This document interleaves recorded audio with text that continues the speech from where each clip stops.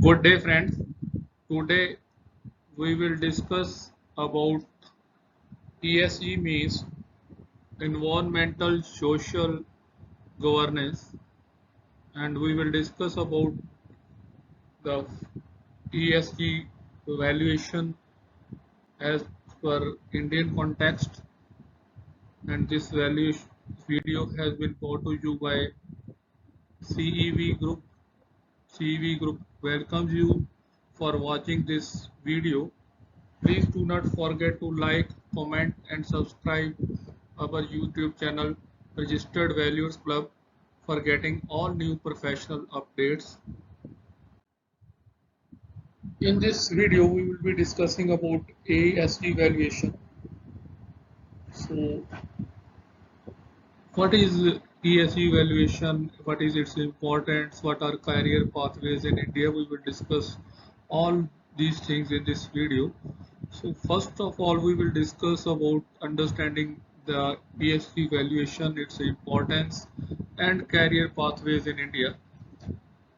Environmental, social and governance valuation has emerged as a critical framework in the global financial landscape with over $30 trillion in ESG assets under management worldwide.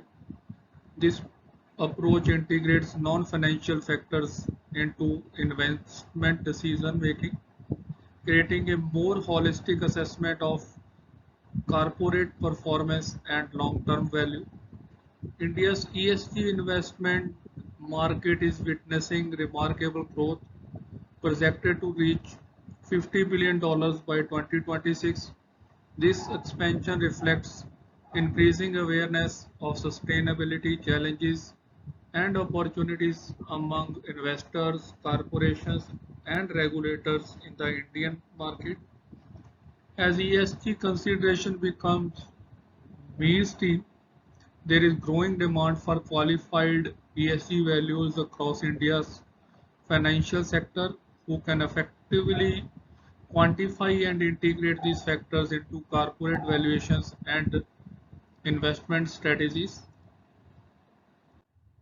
So in this presentation, we will discuss about the understanding ESG and ESG evaluation, in which we will be discussing about core concepts, evaluation of ESG evaluation and fundamental framework.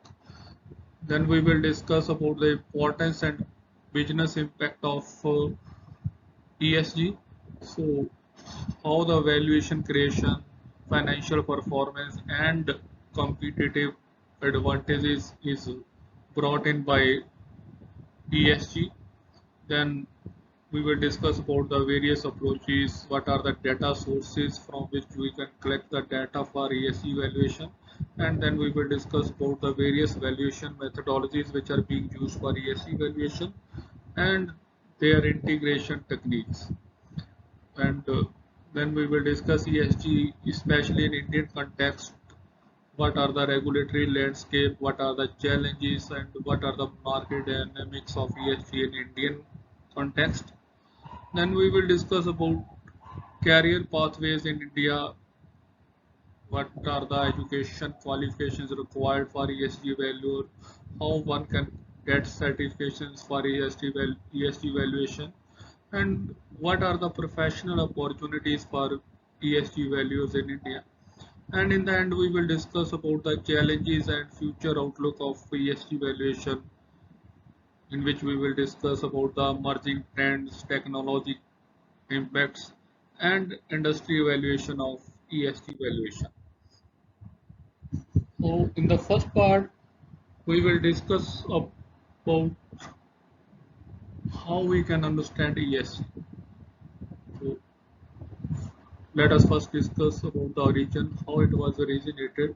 It was evolved from corporate social responsibility initiative basically. So focusing initially on ethical investigating and negative screening approaches. Then it was transferred. How its transformation was brought in. It was the shift from the purely ethical considerations to strategic business imperatives.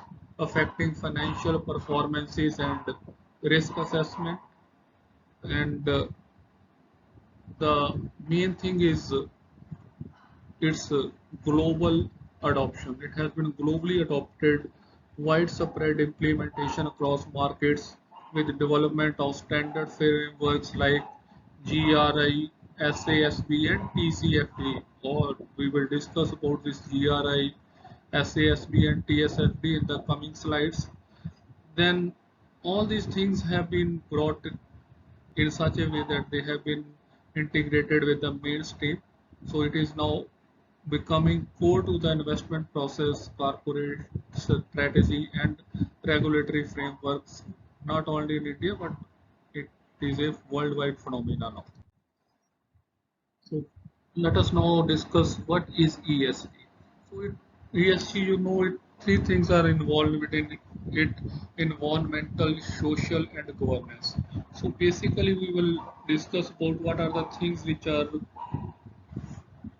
involved in ESG as far as environmental, social, and governance are concerned, and we will discuss about the basic things.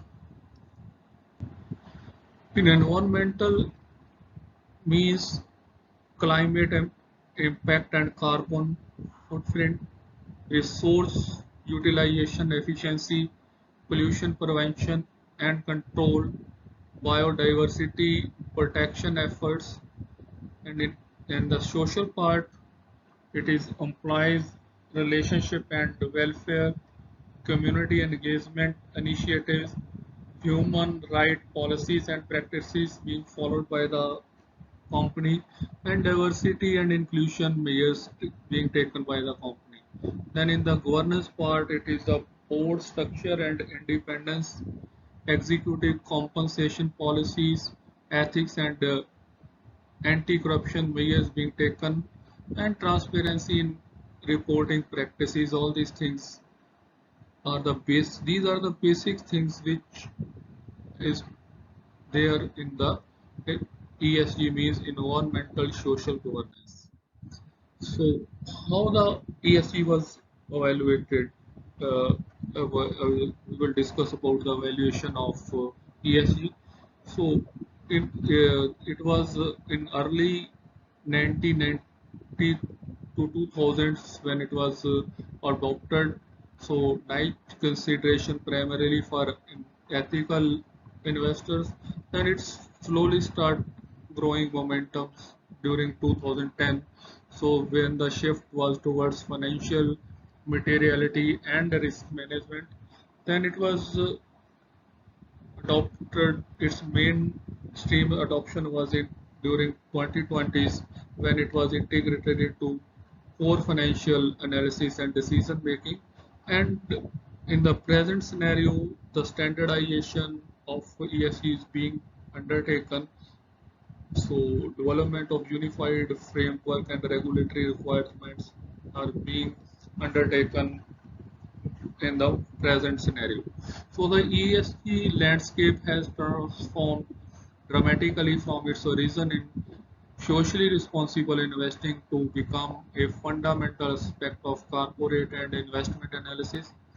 This evaluation reflects growing recognition that non-financial factors have material impact on long-term financial performances and risk profiles of the companies.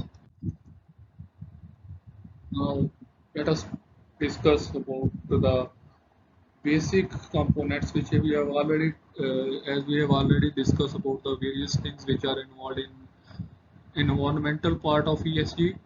So now we will be discussing briefly all these things which we have already discussed. First thing is carbon footprint management. So how it is being taken in ESG valuation. So carbon footprint management means measuring, reporting, and reducing greenhouse gas emissions across operations and supply chains. Includes scope 1, 2, and 3 emissions tracking and climate risk scenario analysis for transition and physical risk. Then risk resource utilization, how the resources are utilized, means efficiency in water, energy, and raw material uses, implementation of circular economy principles to minimize waste and maximize resource productivity throughout product life cycle. Next is biodiversity and ecosystem protection. So, assessing and mitigating impacts on natural habitats, species diversity, and ecosystem services includes land use policies, habitat restoration efforts, and biodiversity action plans. And then in ESG part means environmental part is renewable energy transition, investment in and adoption of clean energy technologies includes renewable energy procurement, energy efficiency as initiatives, and decarbonization strategies across the various operations of the company. Then the social part, we have already discussed the things which are involved in social part. Now we will discuss briefly about these components. First thing is employees well-being. So comprehensive health and safety programs, fair compensation for cases, professional development opportunities, and work-life balance initiatives that enhance workforce productivity and retention. Next is diversity and inclusion. So policies and practices promoting workplace diversity across gender, authenticity, age and background includes recruitment strategies, advancement opportunities, and inclusive culture building. Then, human rights commitment to respecting human rights throughout operations and supply chains includes fair labor practices, anti-slavery measures, and indigenous community engagements. Next is community impact. So positive contribution to local communities through strategic philanthropy, volunteer programs, economic development initiatives, and responsible tax practices. And the third part, governance. So the governance part, component is board structure and effectiveness. So composition featuring appropriate independence, diversity, and relevant expertise includes clear separation of roles, regular performance evaluation, and strategic oversight capabilities that enhance decision-making quality. Executive compensation, alignment of pay structures with long-term company performance and stakeholder interest includes appropriate incentives for sustainable value creation and transparency in compensation reporting. Next is ethics and compliance. So robust anti-corruption policies of the company, whistleblower protections, and ethical business conduct frameworks, including training programs for the workers, enforcement mechanism, and third-party due diligence procedures. And shareholders' right, it includes protection of investors' interests through voting rights, engagement opportunities, and fair treatment practices includes transparent communication channels and responsive stakeholder dialogue. So now we will discuss what is ESG evaluation. First thing is identification. So first of all, you have to determine the material ESG factors which are relevant to the company's performance as far as ESG is concerned. Then you have to quantify these ESG factors. So quantification means measuring the ESG impact in financial terms. Then you have to integrate these factors into financial models and valuation. So it means incorporating ESG metrics into financial models and valuation. And then you have to carry out the valuation means determining how ESG factors affect the overall company value. So ESG valuation is the systematic process of translating environmental, social governance performance into financial terms. It goes beyond traditional financial metrics to capture how sustainability factors create and or destroy enterprise value through impact on revenue growth, operating margins, regulatory compliance, and risk profiles. Now we will discuss the stakeholders of ESG valuation. So first stakeholder is financial market participants.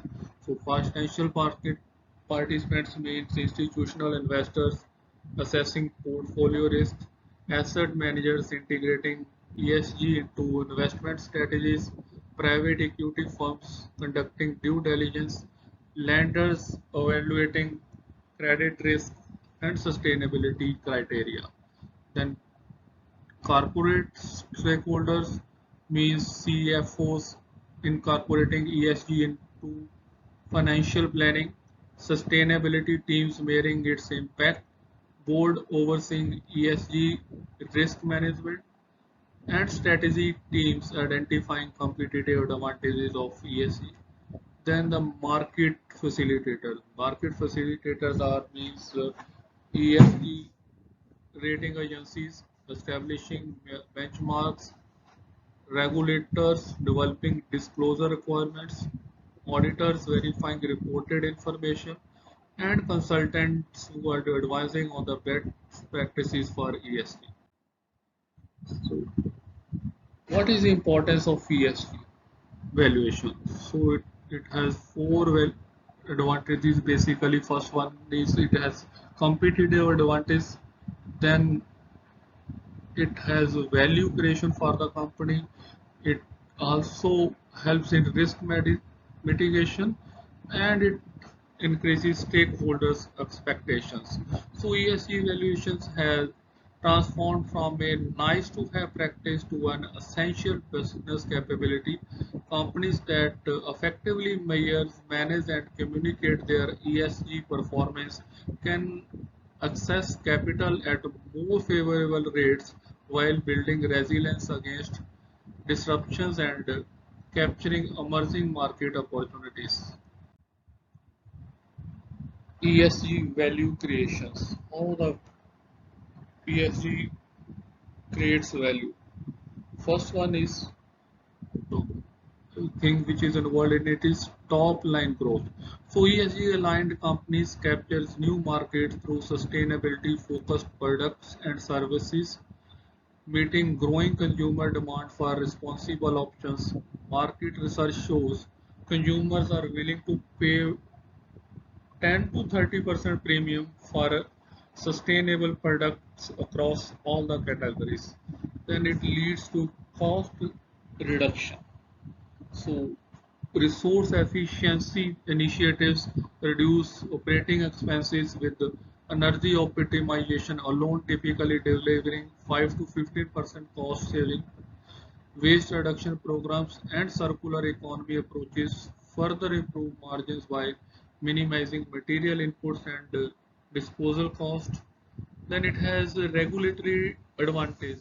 So proactive ESG management reduces compliance cost and penalties while creating opportunities to shape industry standards. Companies with strong environmental records face fewer regulatory hurdles when expanding operations or entering new markets. Then it leads to productivity enhancement. So strong social policies and practices improve employees' engagement and productivity, with the research showing companies with the high employee satisfaction outperforming peers by 2 to 3% in annual returns. Lower turnover rates also reduce hiring and training costs significantly. So this is how you can see the ESG impact the financial performance of a company. This graph shows all the things which are involved in it. So now we will discuss about ESG and its financial financing cost. So debt financing benefits. What are the debt financing benefits of ESG? So companies with strong ESG credentials across can access sustainability linked loans and green bonds that offers preferential terms. The interest rate reduction can range from 0.25% to 0.7% based on meeting sustainability targets, directly impacting borrowing cost. So it leads to reduction in the borrowing cost, we see. So global sustainable debt issuance surpassed $1.6 trillion in 2021, with over 15% of the new corporate bonds having ESG-linked features. So this market access provides significant financing advantages for the companies with strong ESG policies. Then, in case of equity financing advantages, ESG leaders attract investment from growing pool of ESG focused fund, which now represent over $30 trillion in assets under management globally. This expanded investors base improve liquidity and can reduce the cost of equity capital by 10 to 20% compared to ESG laggards. So studies from MSCI and Sustain Analytics confirm that companies with high ESG ratings trade at valuation premium of 3 to 15% compared to industry peers with poor ESG performance. So you see how ESG can help in reducing the financing cost. Then ESG and competitive advantage. See here comes consumer preference. So 73% of the global consumers are willing to change consumption habit to reduce environmental impact. And then 40% are the persons who are being employed by employers even selecting lower compensation, and it boosts the productivity by 52%. So by increasing in employees productivity when working for the companies with strong sustainable programs. And it you can maintain the customer because it has 63% more brand loyalty. So consumer shows greater loyalty to the brands with the authentic sustainability commitments. So strong ESG performance creates competitive differentiation that drives business success across multiple dimensions, from attracting premium customers and talented employees to fostering innovation and enhancing operational resilience. ESG leadership translates into tangible competitive advantages in the marketplace. So now we will discuss the risk mitigation by ESG. So how ESG help in risk mitigation? First one is climate transition risk reduction. So companies with robust climate strategies are better positioned to navigate the transition to a low carbon economy, avoiding standard assets and carbon pricing impact that could otherwise reduce enterprise value by 5 to 20% in carbon intensive sectors. Then reputational risk management. So it helps in reputational risk management because strong ESG performance provides protection against brand damage from controversies. Research shows ESG leaders recover from reputational incidents 20% faster than the laggards, with significantly lower shareholder value impact than regulatory compliance readiness. So the companies which are having good ESG procedure and are proactive ESG management. They ensure that they stay ahead of evolving regulations, avoiding compliance penalties that average $2.4 million per incident in recent environmental enforcement actions. Then operational readiness. So ESG leaders demonstrate 50% lower volatility during market disruptions and recover more quickly from the supply chain shocks due to more robust risk management practices and stakeholder relationships. So ESG performance and company valuation. So how the ESG performance affect the company valuation. So first thing is valuation premium evidence. So empirical research consistently shows companies with superior ESG rating command higher valuation multiples. A comprehensive study by NYU Stern Center found that high ESG performance trade at EV/EBITDA multiple is 3.4 times higher than the poor performance across sectors. So the ESG premium is particularly pronounced in consumer facing industries where brand value is closely tied to sustainability perceptions in sectors with high environmental impact where risk mitigation have substantial value implications. Then quantifiable valuation impact. So ESG factors affect valuation through multiple channels simultaneously. Strong governance reduce equity risk premium by zero point 0.1 to 1.5 to 1%. Environmental leadership's lower operating cost by 3 to 5%. And social performance enhances revenue growth projections by 1 to 2% annually.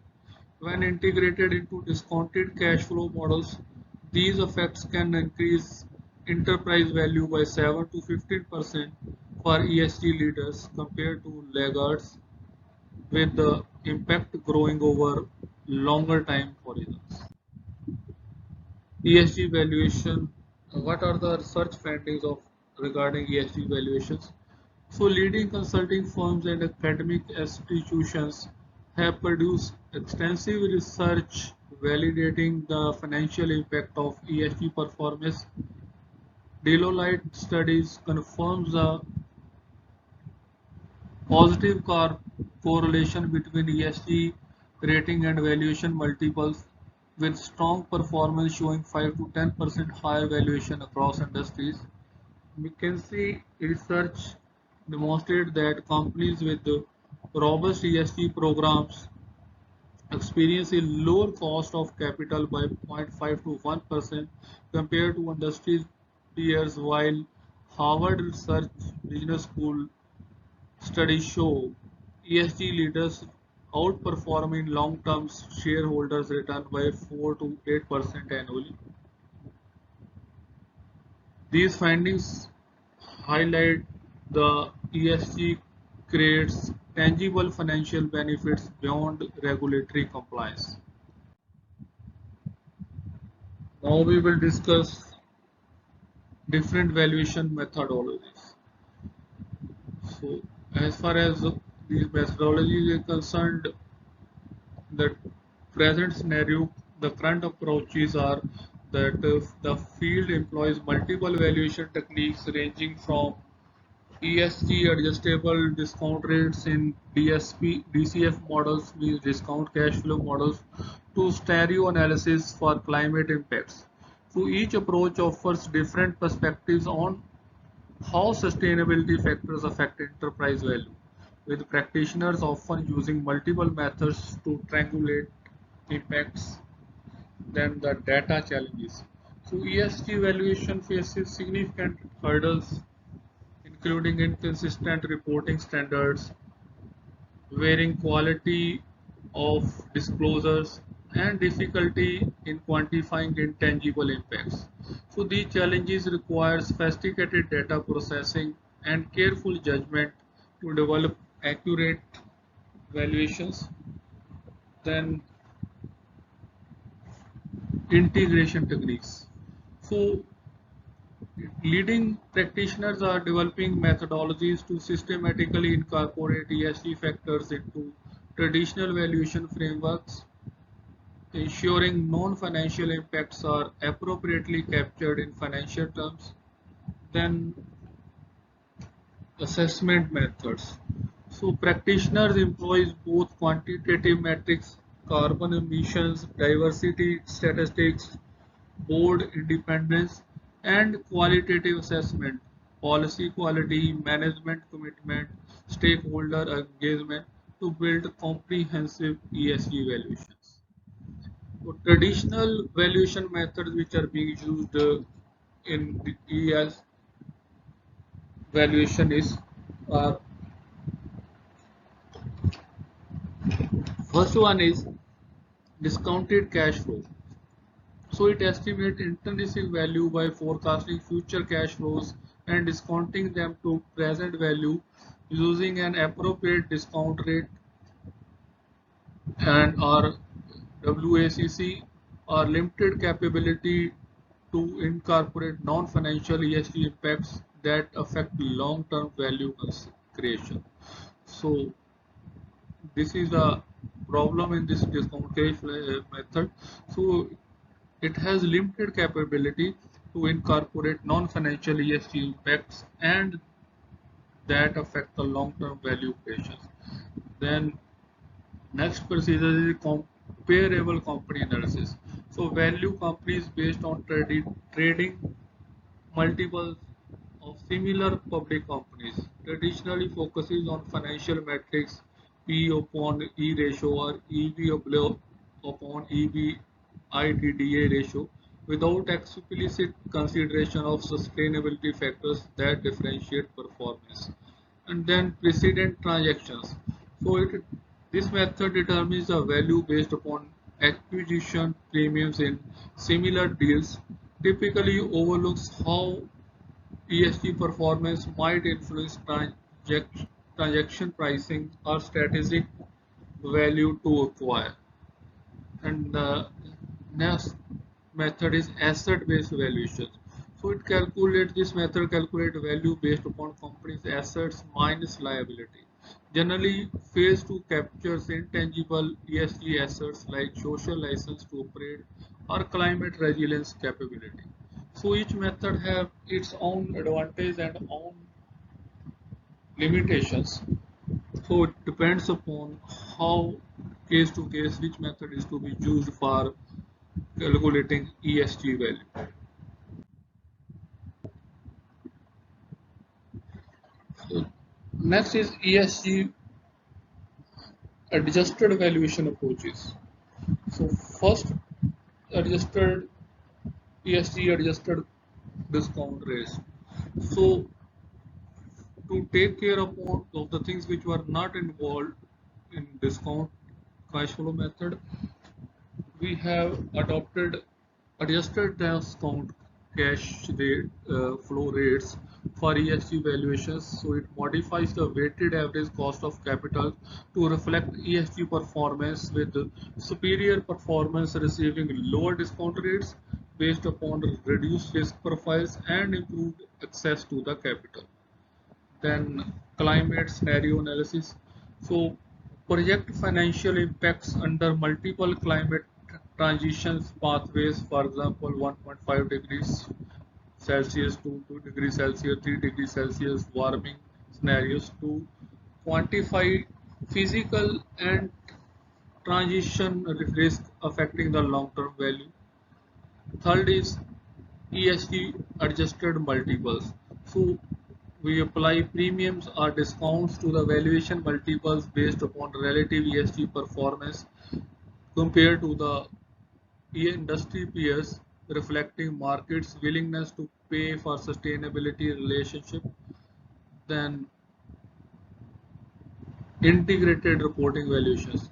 So leverages comprehensive disclosures that connect financial and non-financial performance to develop a more holistic enterprise value assessment reflecting all capitals, financial, manufactured, intellectuals, human, social, natural. So this is how we can incorporate the certain adjustment for in the ESG various valuation approaches for ESG valuation. So first we will discuss DCF method.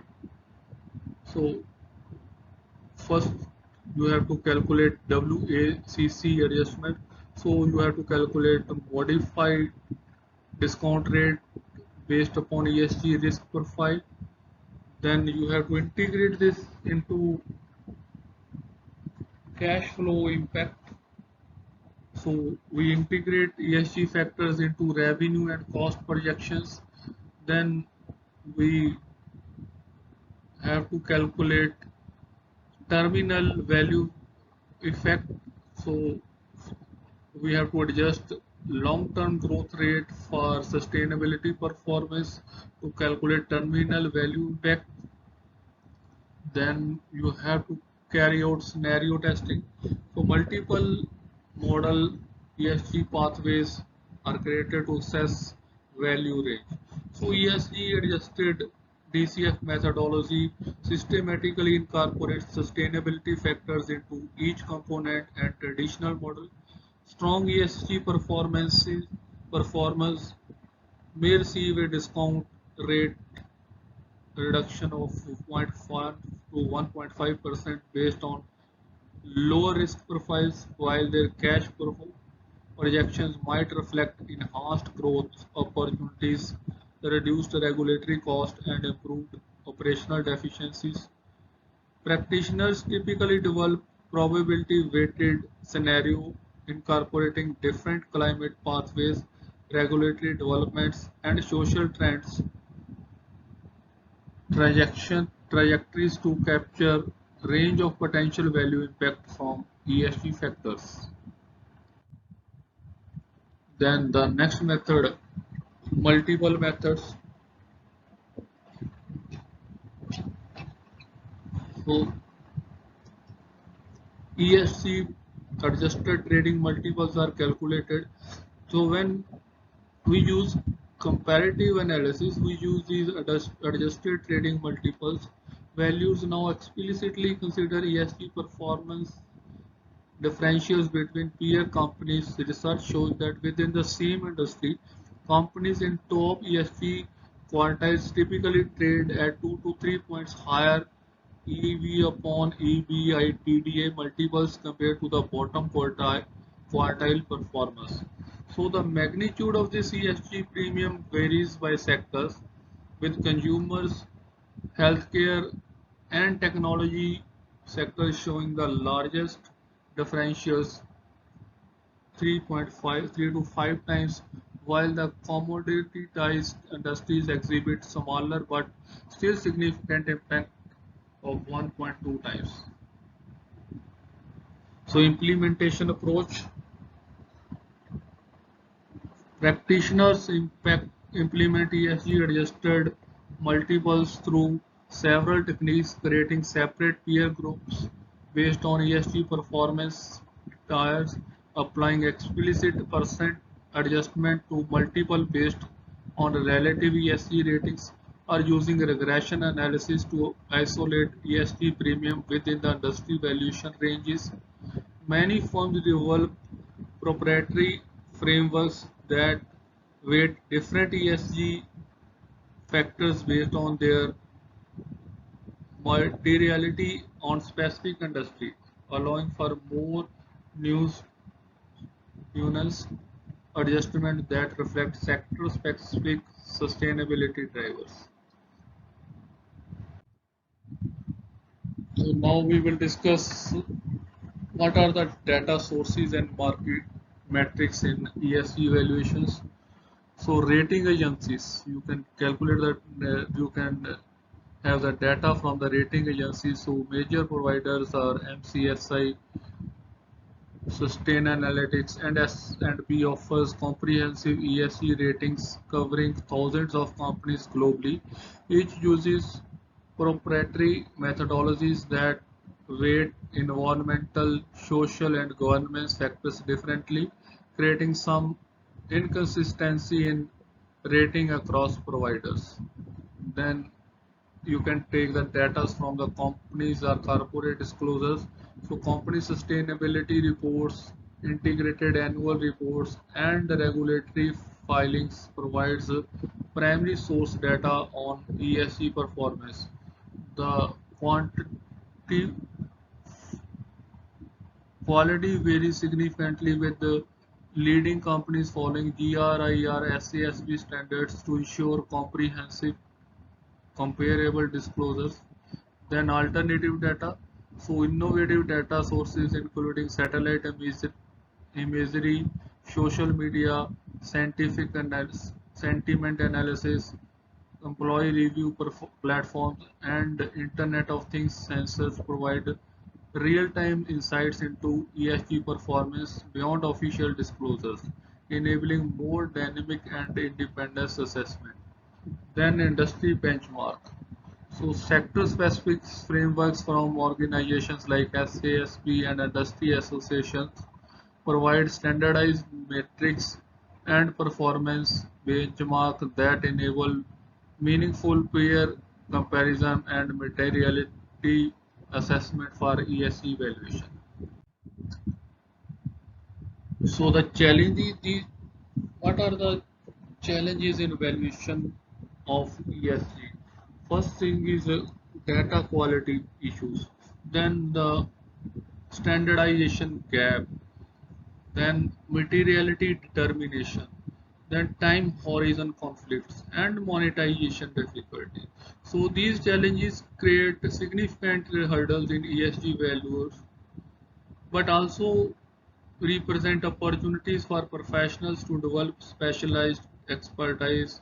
Organizations that develop robust methodologies to address these issues gain competitive advantage in delivering more accurate and reliable ESG valuations. So see here how the ESG material is assessed. So we take the company carbon emissions, data privacy, labor performance, board diversity and water usage, and then compares with companies they are who are ESG compliant or those who are ESG laggards. So impact valuation techniques. First is natural capital valuation. Methodologies like environmental profit and loss accounting quantify ecosystems impact in monetary terms, assigning values to water usage, land usage, changes, air pollution and biodiversity impacts based on economic models and environmental services. Then the factors which affect the valuation are social return on investment. So social return on investment framework measures social outcomes by identifying stakeholders, mapping impact pathways, establishing indicators, and applying financial proxies to calculate the monetary value of social benefits relative to investment cost.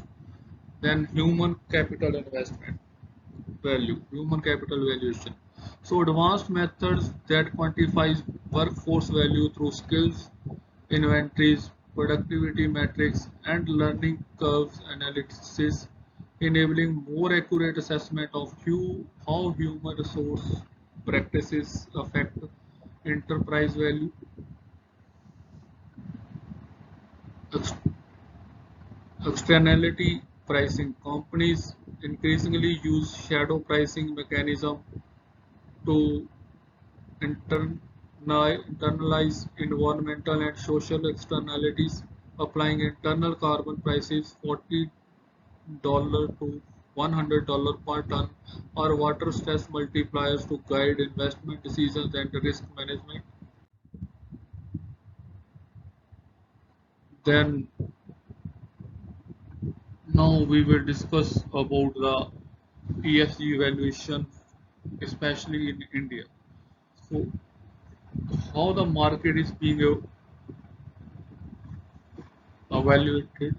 So, evolution. So, India's ESG landscape is rapidly maturing with the Securities and Exchange Board of India means SEBI mandating comprehensive ESG disclosures through the Business Responsibility and Sustainability Report framework for the top 1000 listed companies by the market capitalization. Then the regulatory frameworks have been brought in.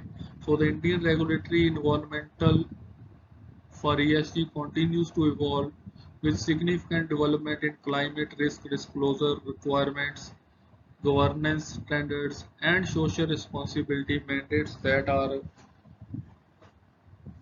reshaping corporate behavior and investors' expectations. Unique challenges.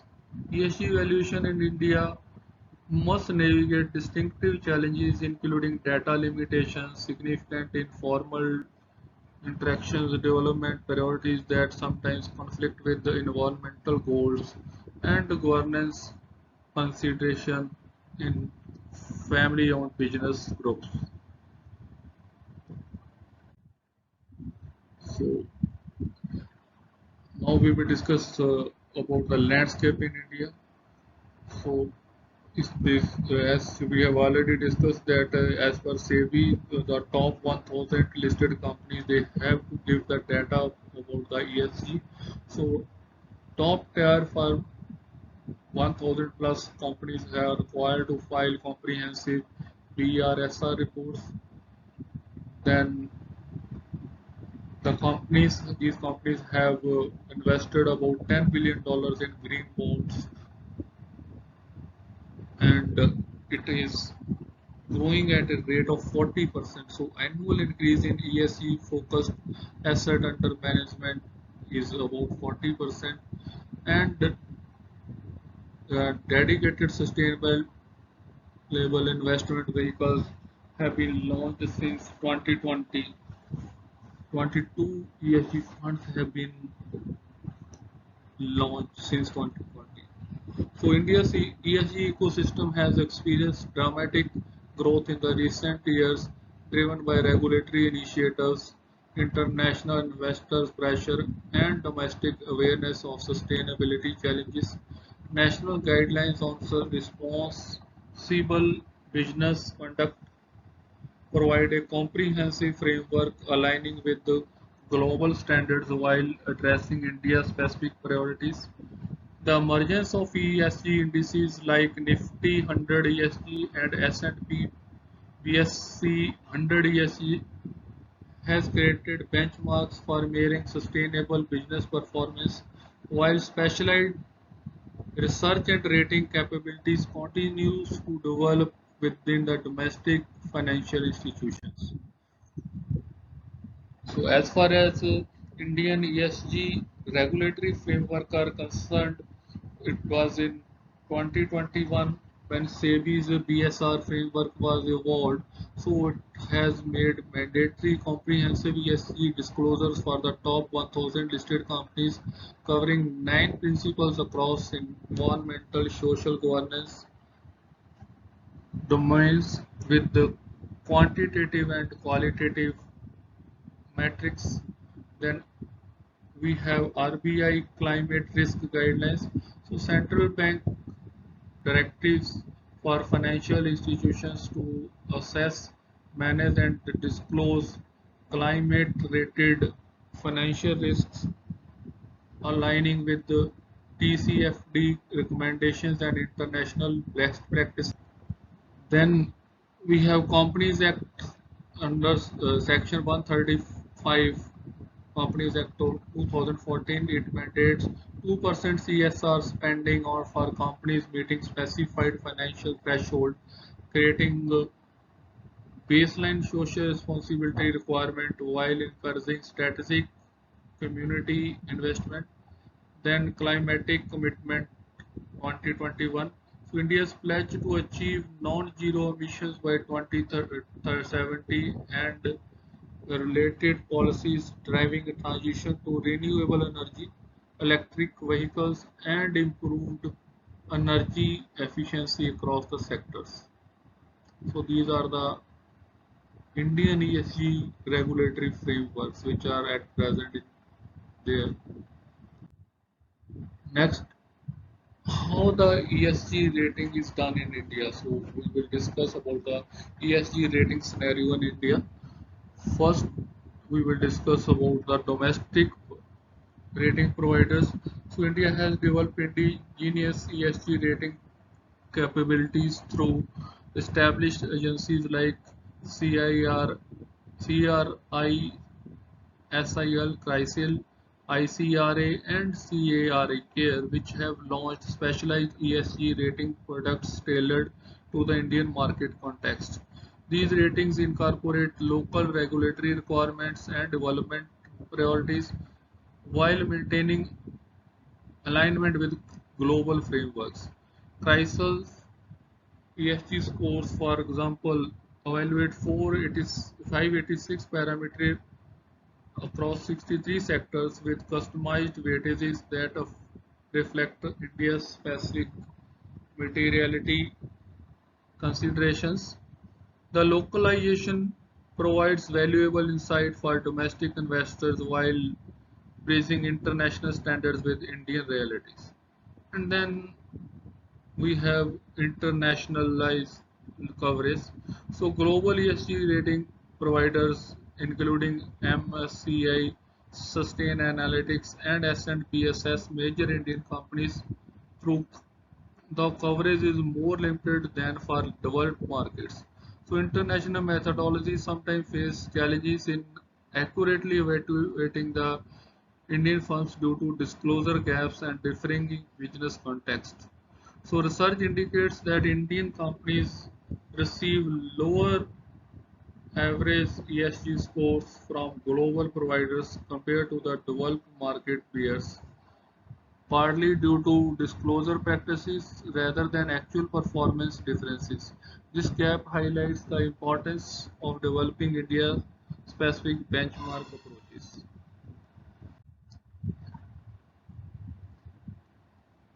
Now we will discuss about the ESG disclosure standards in India. So we have GRI standards with then integrated reporting, then we have sector specific standards, then we have BSR, BRSR framework and assurance practices which takes third party verifications for reporting the data. So the business responsibility and sustainability report BRSR represent India's most specific significant advancement in standardizing ESG disclosures. So developed by CEV, this comprehensive framework requires detailed reporting across environmental impacts, social responsibility, and governance practices with a mix of quantitative metrics and qualitative descriptions. While mandatory for the largest companies, many smaller firms are voluntarily adopting these standards to improve investors' communication and stakeholder transparency. Assurance practices are also being developed with increasing use of third-party verifications to enhance credibility and report information.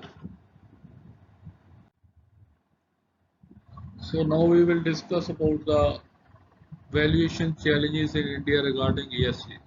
First thing is we are having limited limitation of data. So the data limitation is one of the important challenge for ESG valuation in India. So despite regulatory progress, ESG data availability in India remains inconsistent across companies and sectors. Many firms are publishing comprehensive sustainable reports for their first time, creating challenges in establishing historical performance trends necessary for valuation models. Then we have challenge of SME integrations. India's vast SME sectors representing over 30% of the GDP and 45% of the manufacturing output faces significant barriers to ESG integrations, including limited sources, expertise gap, and financing constraints that complicate valuation approaches. Then, informal economy. So, the sustainable informal sectors in India creates unique challenges for supply chain transparency and social impact assessment. So, requiring specialized methodologies to accurately capture ESG risk and opportunities throughout the value chain. Then we have challenges in development priorities. So balancing economic development imperatives with environmental and social objectives requires nuanced valuation approaches that recognize India's development context while maintaining rigorous sustainability standards. So now we will discuss about the ESG, which are India specific. So ESG valuation in India must address the unique contextual factors that significantly impact sustainability, performance, and enterprise value. Social dimensional dimensions including inclusive growth, labor practices, and community relations takes on heightened importance in society with significant economic disparities and rapid development. Environmental considerations are dominated by acute challenges in water security, air quality, and climate vulnerability, while the ongoing energy transition from coal dependency creates both risk and opportunities. So, governance assessment requires specialized approaches for evaluating family controlled business groups that dominates the corporate landscape with the particular attention to the relative party transactions, minority shareholders protections, and succession planning. So these are the main things which are important from India's specific ESG consideration. So see here the investment in the Indian investment is going on very slowly as compared to the international ESG investment. So now we will discuss that how one can become an ESG valuer in India. So for that purpose, we have to prepare a professional force. So we need to build expertise through practical experience. Then we need to have persons with specialized certifications who have acquired technical and analytical capabilities, and then we have to make these things with educational requirements so that we have fundament the persons who are ESG values, they have fundamental knowledge base of the ESG. So the pathway to becoming an ESG valuer in India involves a progression from foundational education through specialized skill development, professional certification, and practice experience. This emerging field differs significantly upon it opportunities for professionals who can bridge the worlds of finance and sustainability with rigorous analytical capabilities. As market demands grows, individuals with the demonstrated expertise in quantifying ESG impacts on financial performance and enterprise value will be well positioned for rewarding careers across consulting, investment management, corporate finance, and independent valuation services. So now we will discuss about the basic requirement for a person to become ESG valuer in India. So what are the required educational background for the persons to qualify as a ESG valuer? First one is you must have financial qualifications, means chartered accountancy certification, chartered financial analyst, MBA with finance specialization, master in finance or economics, financial risk manager certification. So strong financial analysis capabilities from the foundation or form the foundation for the ESG valuations with particular emphasis on valuation methodologies, financial modeling and risk assessment techniques. So professionals need robust understanding of how various factors impact enterprise value and capital markets. So you must have strong financial analysis capabilities to become an ESG value. Then not only this financial analysis capability, you must have sustainability knowledge. Sustainability knowledge means environmental science or management degree, sustainable business programs, corporate social responsibility certifications, climate risk and sustainable finance courses, ESG data trainings. So these are the things which you need for becoming a ESG valuer. So while not always required as formal qualifications, understanding of sustainability principles, environmental science, social impact assessment, and governance best practice is essential for contextualizing financial analysis and identifying material ESG factors. So this is the required educational background for a person to become an ESG valuer in India.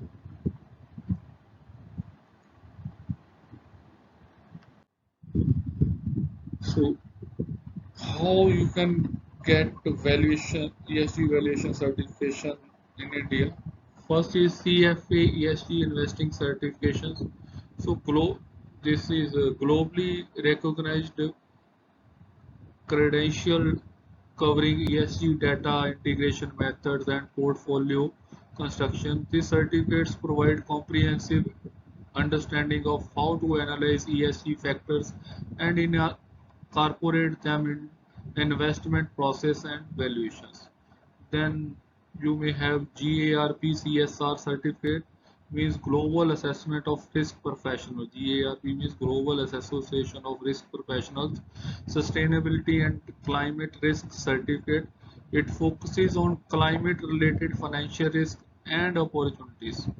Particularly valuable for valuation professionals working in carbon intensive sectors or climate transition analysis. Then we can have NSC Academy ESG programs.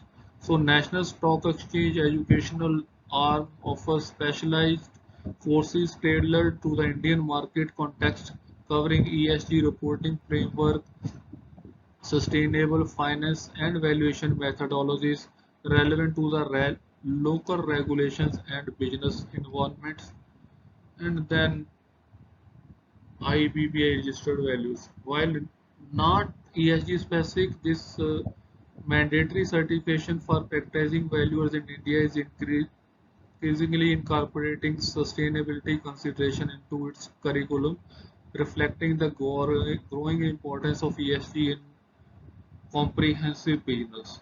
Though they are doing, the IBBI is still in the process of including sustainability consideration in its curriculum, but these are the three certifications which one can get to become an ASU valuer in India.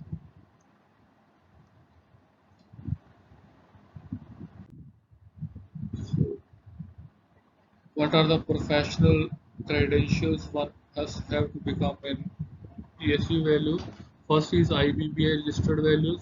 So this is essential credential for practicing valuation professional in India, regulated under Companies Act and administered by Insolvency and Bankruptcy Board of India. So registration required specific educational qualifications, training from a recognized institution and passing a comprehensive examination. So with this is the basic requirement, and then you must have any one of the certifications such as CFA ESG analyst.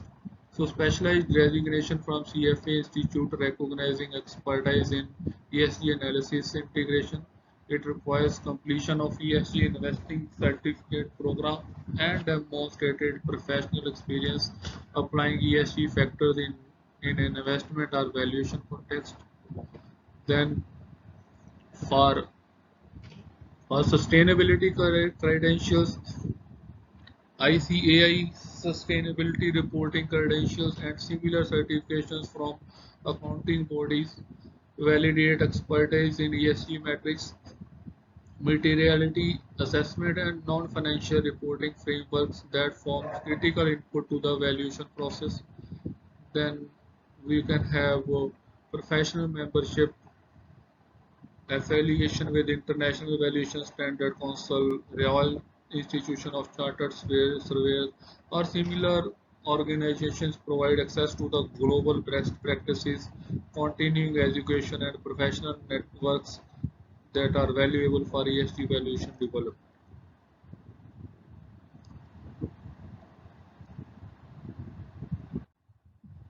So, core competencies for ESG valuers in India. So, successful ESG values must develop a multidisciplinary skill set contributing, combining quantitative rigor with sustainability context.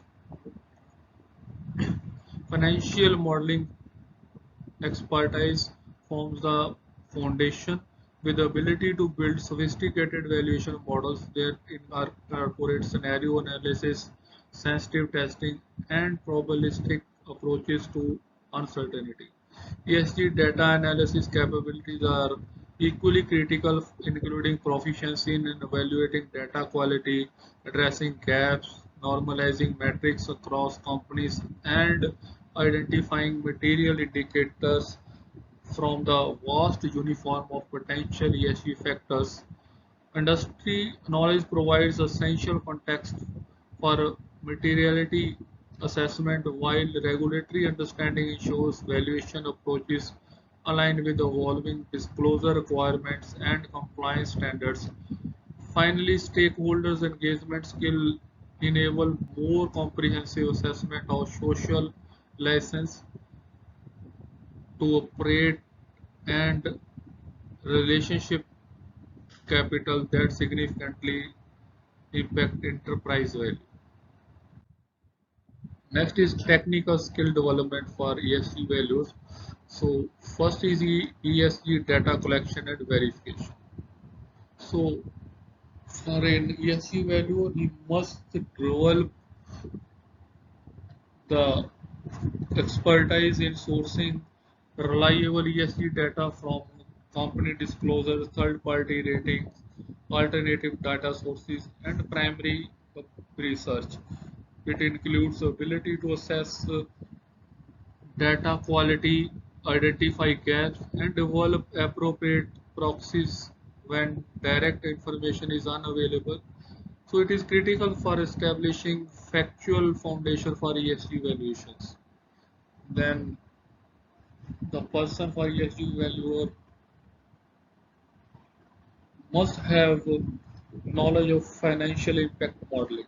So mastering techniques to translate ESG performance into financial implications through revenue growth projections, operating cost adjustment, capital expenditure forecasting, and risk premium calculations. It requires sophisticated understanding of how sustainability factors influence business drivers and financial outcomes. Then he must have capability of scenario analysis. So building capability to develop and model multiple future scenarios incorporating climate pathways, regulatory development, social trends, and governance evaluations. So essential for capturing the range of potential ESG impact on enterprise value, particularly for long duration assets and business models facing transition risk. Then he must have the knowledge of ESG rating systems. So understanding methodologies used by the major ESG rating providers MSCI, Sustainalytics, S&P, CRISIL, including their rating schemes, data sources, and analytical approaches, critical for interpreting ratings in valuation credentials and reconciling differences between the provider assessments. Then, what are the specialized knowledge areas which an ESG valuer must has? One first is climate risk quantifications.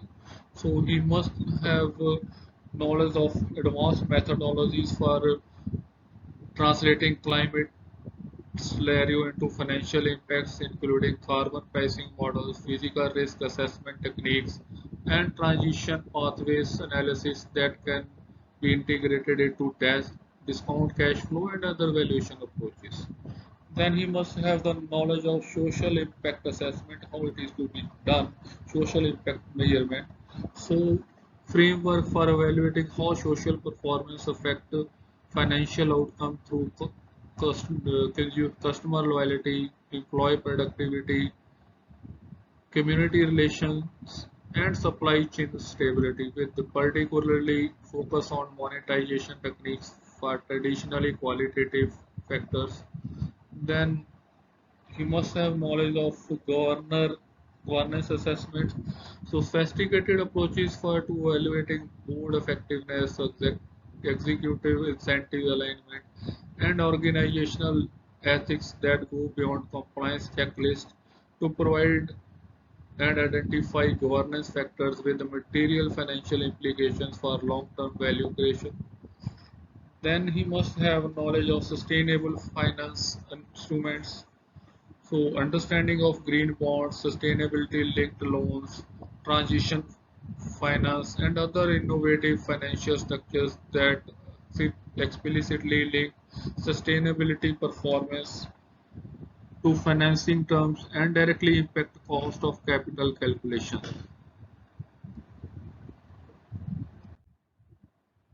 So professional development pathways. So first are entry routes. For the at the entry level, the person must have the knowledge of traditional valuation and sustainability consulting, financial analytics position, ESG research roles. So these are the routes through which one can enter into an ESG valuation profession. Then, of before entering into the profession, he has to build skill set for ESG valuation. For he has to go get some ESG certification. He has to get specialized training. He must have knowledge of cross-functional projects, and he must have mentorship relationship. So once he becomes ESG valuer, then he may look for career growth as ESG valuation specialist, industry sector focus. He can go for methodology development for ESG valuation, and he can have team leadership roles. So this is how you can look for the pathway of becoming an ESG valuer. So professionals typically enter ESG valuation from their either traditional value finance backgrounds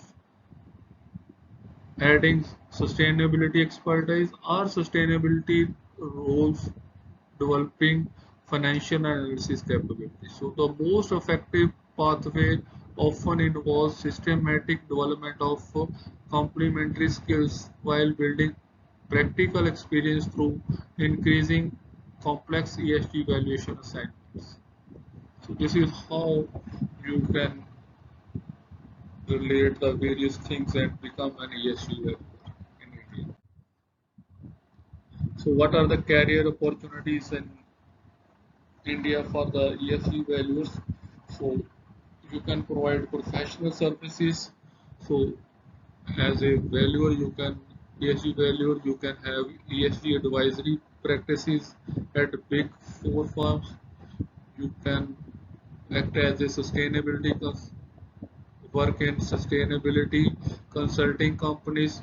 You can also have your independent valuation firms, and you can be a business appraiser specialist.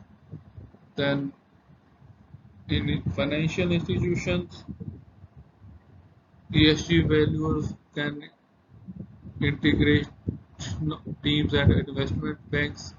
They can have asset management at ESG research units. They can have ESG risk assessment at the lending institution, and they can work in assessing impact measurement and development financial organizations. And in the corporates, one can have sustainability valuation in corporate finance, ESG integration in strategic planning, investor relations, ESG communications, M&A due diligence teams. You can work in these areas in corporates. And then as a specialized provider, they can work as ESG rating agency analyst. He can work as climate financial risk specialist. He can work as ESG data analytics in the ESG data analytics, or you can work in ESG data analytics firms, and he can become sustainable finance advisors. So what are the emerging ESG value tools?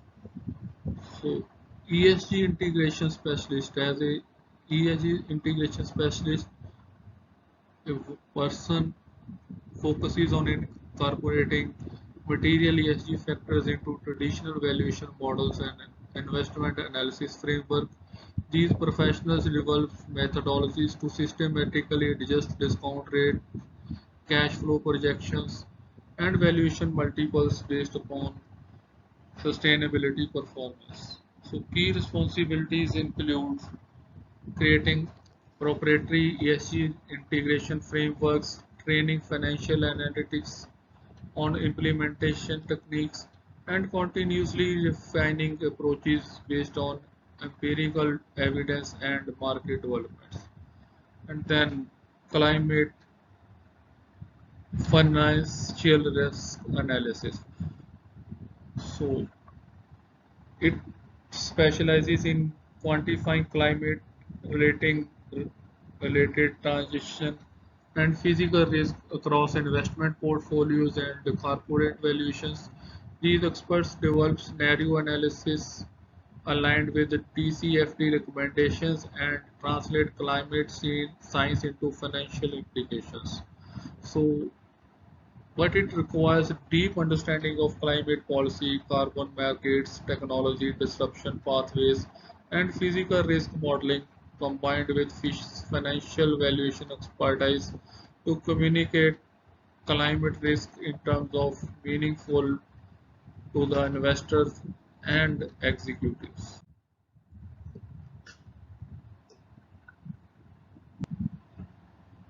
Now we will discuss about how Indian organizations they are hiring ESG values. First one is consulting leaders. So big four firms, Deloitte, EY, KPMG, and PwC, they have established substantial ESG advisory practices in India. They are offering comprehensive valuation services. So boutique sustainability consultancies like Think Through Consulting and Sustain Plus are also expanding their ESG valuation capability to meet growing demands. Then certain financial institutions such as major banks, SBI, HDFC, ICICI, and asset management, Aditya Birla, Sun Life, SBI Mutual Fund, Axis, they are building specialized ESG teams. Rating agencies like CRISIL and ICAR have developed dedicated sustainable finance and ESG evaluation divisions requiring valuation expertise.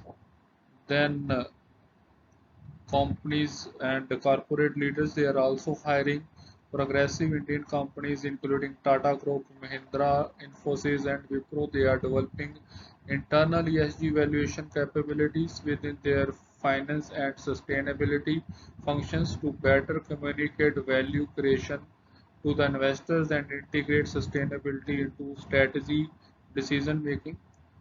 Then specialized providers are also hiring, so independent valuation firms and Nike ESG analytics companies are emerging to fill market gaps, offering specialized services in impact measurement, climate risk quantification, and sustainable finance advisory that require advanced ESG valuation skills. So see the trends, salary and compensation trends, they are increasing day by day in this ESG valuation sector. So now we will take certain case studies and applications of ESG valuation and which fields they have been adopted so far in India. So in renewable energy, valuation methodologies for clean energy assets incorporate carbon pricing, regulatory incentives, and long-term climate scenarios that affect financial projections and terminal values. And in the manufacturing sectors, we have to find out approaches for quantifying how resource efficiency, circular economy models, and supply chain sustainability create measurable financial value in production intensive business. And in financial services, techniques for valuing ESG impacts in banking investment portfolios, including climate risk integration, ESG screening effect on performance, and sustainable finance opportunities. And in practical applications, real world implementation examples including ESG due diligence methodologies and integrated reporting approaches that connect sustainability and financial performance. So these case studies illustrate how ESG valuation principles are applied in different sectors and contexts, demonstrating the practical implementation of theoretical framework. Each example highlights sector-specific materiality considerations and valuation approaches tailored to unique business models and risk profiles. And in renewable energy valuations, you have to go find out carbon premium quantifications, then to check regulatory requirement. For that you have to go through regulatory sanitary model scenario modeling. Then you have to go through this technology risk assessment for evaluating innovation impacts on asset values, and then long-term value creations means extending time horizons for full benefit capture. So, in how this renewable energy valuation has to be carried out. So, when valuing a, let us suppose when valuing a 500 megawatt solar power portfolio in Maharashtra, values applied an ESG adjusted methodologies that significantly impacted the final valuation. Traditional DCF analysis was enhanced by incorporating expected carbon price increases 2000 to 4,500 ton by 2040, resulting in the competitive advantage over the fossil fuel generators worth 820 crore in the present value terms. So regulatory scenario analysis was also taken care of, and then ESG in manufacturing unit. So first thing is supply chain risk valuation. For a major automotive company's components manufacturer in Gujarat, ESG valuation quantified the financial implication of supply chain sustainability risks. The analysis identified 240 crore of EBITDA at risk for potential disruptions related to water scarcity affecting key suppliers, labor compliance issues, and raw material sourcing concerns. So, by implementing a comprehensive supplier ESG assessment programs and resilience investment, the company mitigated 65% of its identify risk.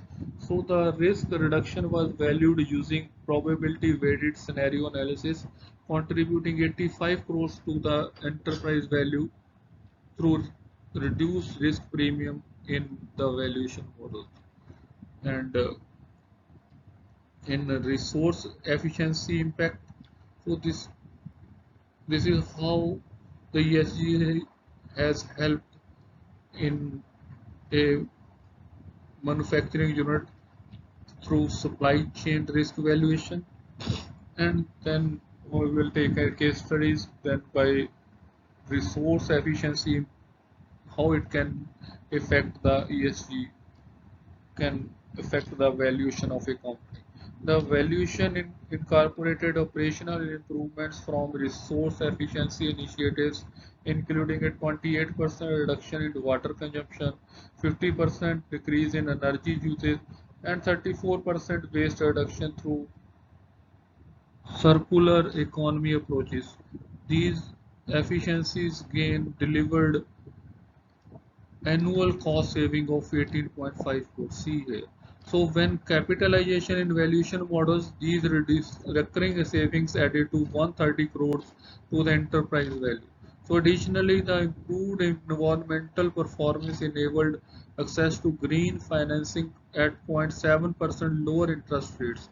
So further enhancing the valuation through reduced weighted average cost of capital.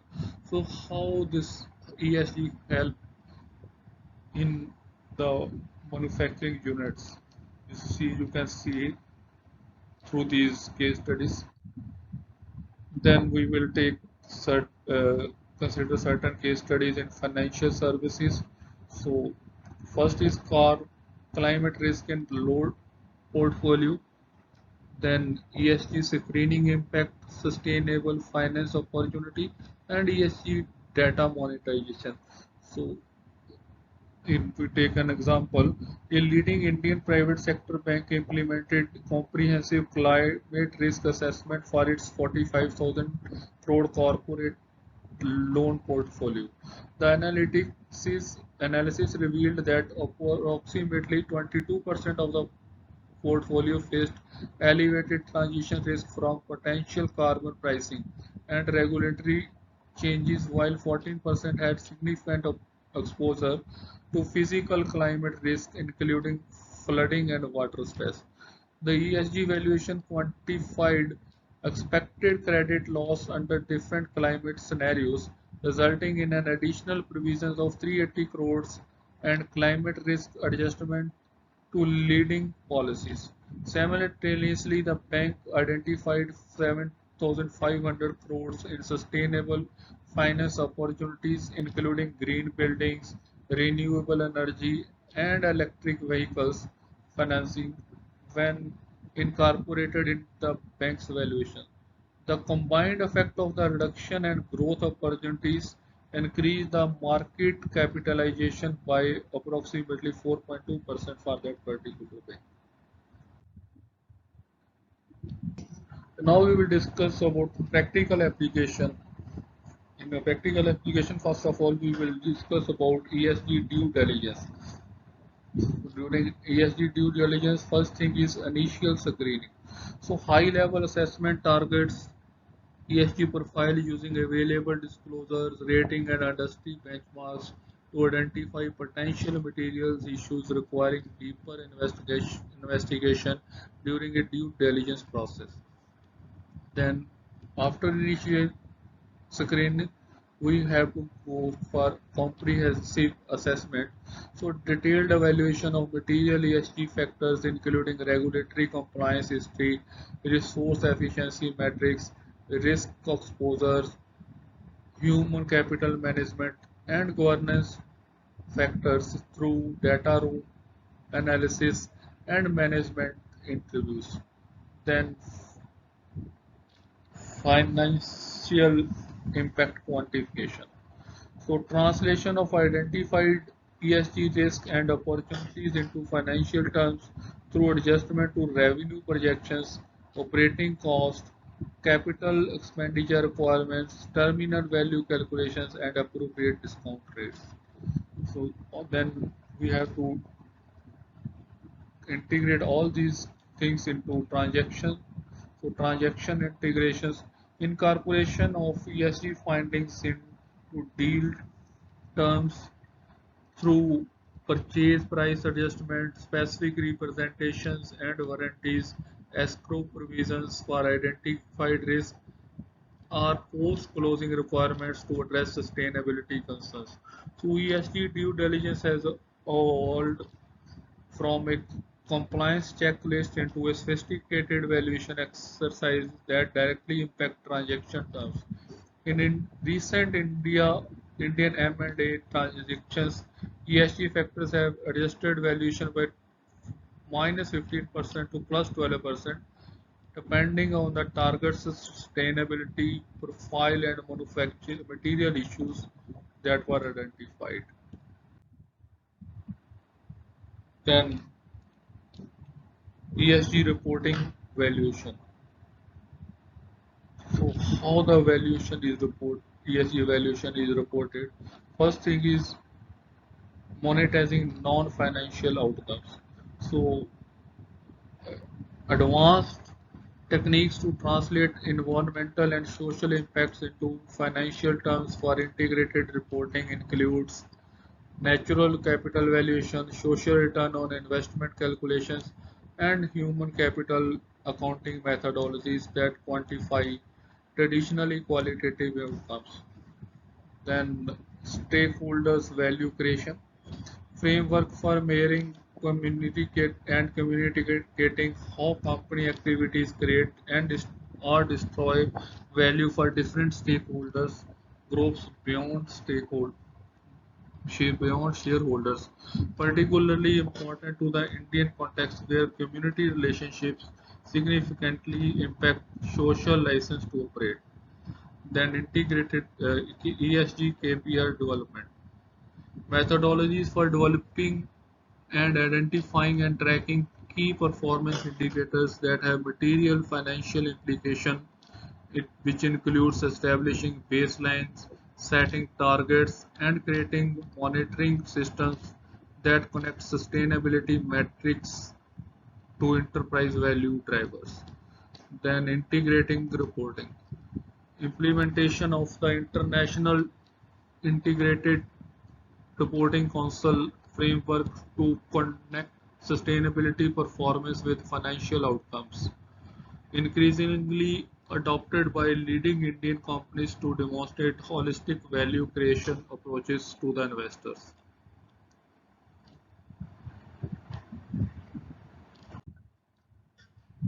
Challenges and future trends. So current limitations. So we have limitations of methodological inconsistencies, data quality and coverage gap, lack of standardization, shortens in markets. Then we have limitations in technological solutions, AI and machine learning applications, blockchain for transparency, IoT for real-time monitoring, big data analytics capability, and then we have challenges in emerging innovations, biodiversity impact valuation, climate transition pathways, human capital accounting, circular economy models. So these fields of ESG valuation faces significant challenges, but is rapidly evolving through technological innovations and methodological advances. So current limitations are being addressed through collaborative efforts between financial institutions, technology providers, regulators, and sustainability experts working to develop more robust, consistent approaches. This is all about ESG evaluation. Thank you for watching this video. Have a nice day.